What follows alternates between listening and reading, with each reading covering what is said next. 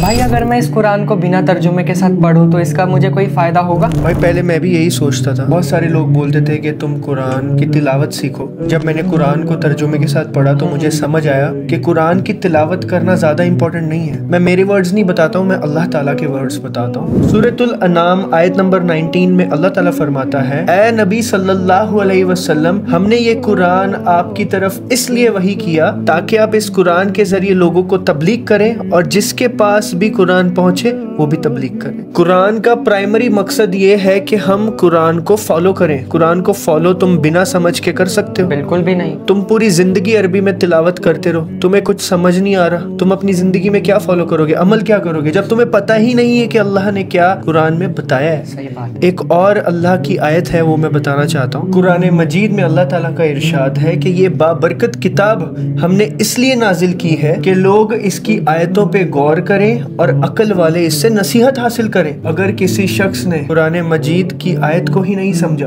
महज सिर्फ अल्फाज दोहरा दिए, जैसे तिलावत कर दी, तो उसने कुरान मजीद के मकसद को ही पूरा नहीं किया। तो बीइंग अ मुस्लिम, सबसे पहला जो हमारा फर्ज होना चाहिए वो होना चाहिए कि हम कुरान मजीद को तर्जुमे के साथ पढ़ें। लोग ये कहते हैं पहले आप अरबी सीखो, आप तिलावत करना सीखो, आप सूरह लर्न करो, पर मेरा माइंडसेट अलग है। मैं ये मानता हूँ कि मेरा सूरह लर्न करने से ज्यादा इंपॉर्टेंट ये है कि मैं अपने अल्लाह की किताब को पहले समझूं, बीइंग अ न्यू मुस्लिम। फिर स्लोली मैं सारे जो सूरह है वो लर्न करूं और अरबी भी सीखूं, मतलब के साथ सीखूं कि अरबी अगर कोई बोल रहा है तो मुझे समझ आए, सो दैट जब मैं तिलावत करूं कुरान की तो मुझे समझ आए कि मैं क्या तिलावत कर रहा हूं। तो इस वजह से हमें इसको सबसे पहले तर्जुमे के साथ पढ़ना इम्पोर्टेंट है। तुम इसको सबसे पहले क्या करोगे? समझ के पढ़ेंगे इंशाअल्लाह, और लोगों को भी इसकी दावत देंगे इंशाअल्लाह। ठीक है भाई, अस्सलामु अलैकुम वरहमतुल्लाहि वबरकातुहू। वालेकुम अस्सलाम वरहमतुल्लाहि वबरकातुहू। चलिए, जज़ाकल्लाह।